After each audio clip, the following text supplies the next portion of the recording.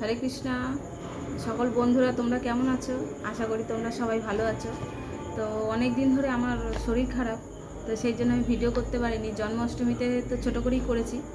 তো কাল তো গণেশ চতুর্দশী, বাড়িতে একটা আবার ছোট্ট পুজো আছে, তো তারও যোগাযন্ত্রী করতে হবে। তো ভাবলাম অনেক দিন, কাল আমার আবার এক বৈষ্ণব বাড়িতে নিমন্ত্রণও আছে, তো তোমাদের সঙ্গে তো শেয়ার করবই। তো সেই জন্য আজকে চলে এসেছি, যে অনেক দিন পরে এসেছি, তার জন্য তোমরা সবাই ক্ষমা করে দিও। সকল বৈষ্ণব চরণে আমার প্রণাম শতকোটি। তো চলো, গুরুকে না প্রণাম করে তো আমরা কিছু শুরু করতে পারি না। তো চলো, নমো বিষ্ণু পাদায় কৃষ্ণ পৃষ্ঠায় ভূতলে শ্রীমতে ভক্তি বেদান্ত স্বামী নীতি নামিনে নমস্তে সরস্বতী দেবী গৌরবাণী প্রচারিণে নির্বিশেষ শূন্যবাদী পশ্চাৎ তাইনে জয় জগৎগুরু শিল প্রভুপাদ কি জয়।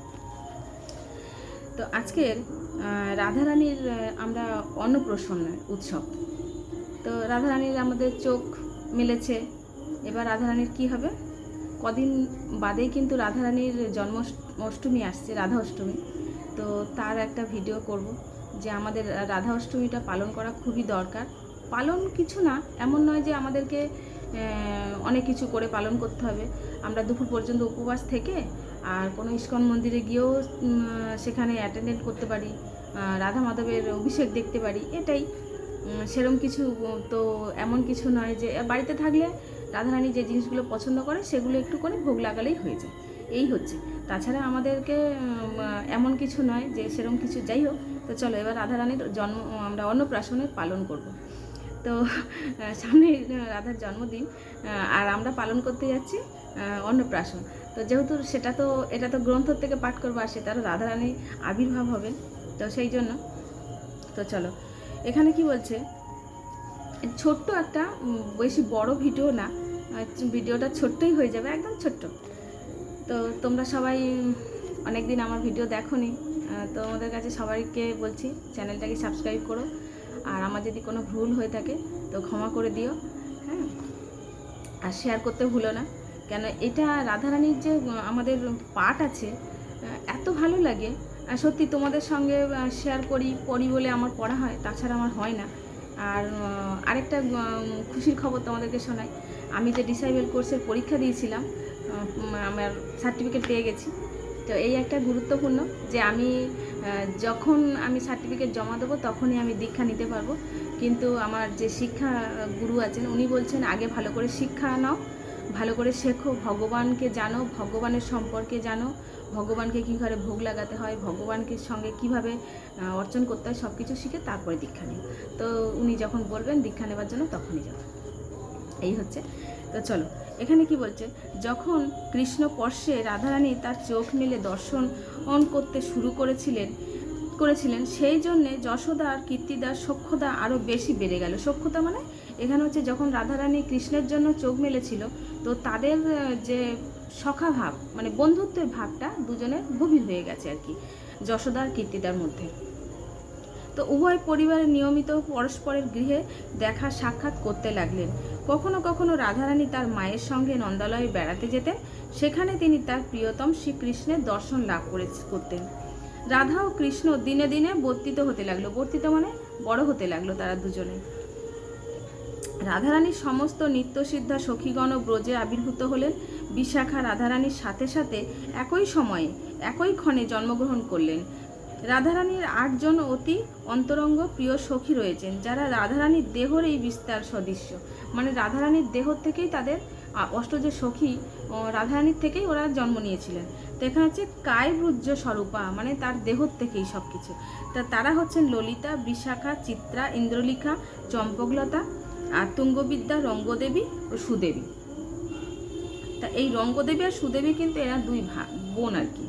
তো যখন রাধারানীর বয়স 7 মাস হলো, তখন রাজা বিষভানু তার কন্যার অন্নপ্রাশনের উৎসবের জন্য বিশদ আয়োজন করলেন। তো এখন আমরা ছেলেদের 6 মাসে অন্নপ্রাশন করি, আর মেয়েদের 7 মাসে।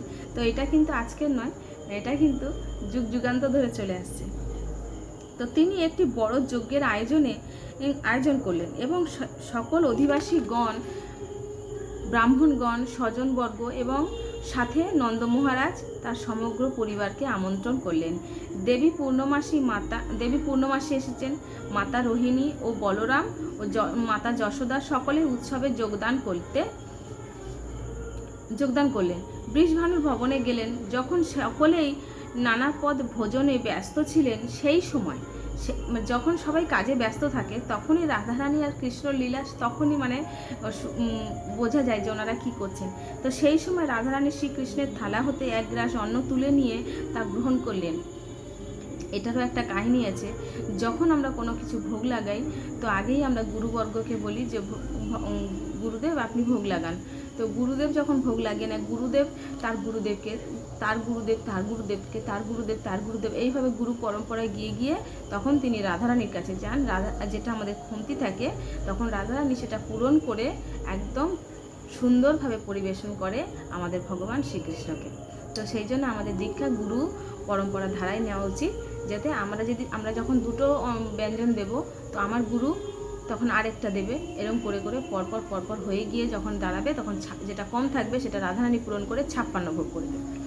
কেন আমাদের সামর্থ্য নেই যে 56 ভোগ করব, তো সেই জন্য ভগবান প্রত্যেক দিন রাজভোগ গ্রহণ করেন। তো সেই জন্য সেটা আমাদের রাধারানী পূরণ করে। তো অন্ন গ্রাস তুলে গ্রহণ করলেন। যখন সমস্ত মহিলাগণ সেখানে তার পারিবারিক বিষয় নিয়ে আলোচনা রিক্তায় মগ্ন ছিলেন, কৃষ্ণ রাধারানী শিশু সুলভ ভাব নিয়ে পরস্পরের রূপ সুধা পান করতে লাগলেন, ঠিক যেমন চাতক পাখি স্নিগ্ধ চন্দ্রলোক পান করতে থাকে। কৃষ্ণ সান্নিধ্যে রাধারানী অপূর্ব সৌন্দর্য এবং মাধুর্য অভিব্যক্ত করতে লাগলেন, ঠিক যেমন সরসিজ পদ্ম সূর্য কিরণ স্পর্শে তার সৌন্দর্যের বিকশিত হয়। কত সুন্দর না ছোট্ট গল্পটা? তো তোমরা সবাই শ্রবণ করো। এই জন্য বলছি এত সুন্দর কাহিনী তোমাদেরকে শ্রবণ করাচ্ছি। জানি না তোমাদের কেমন লাগবে, আশা করি তোমাদের সবাই ভালো লাগবে। তো তোমরা সবাই শ্রবণ করো আর এই ছোট্ট কাহিনীটা। তো কেমন লেগেছে আমাকে কমেন্ট করে জানিয়ে। অনেকদিন পরে এসেছি তো তোমরা নিশ্চয়ই আমাকে ভুলে গেছো। তো রাধে রাধে, হরি বল।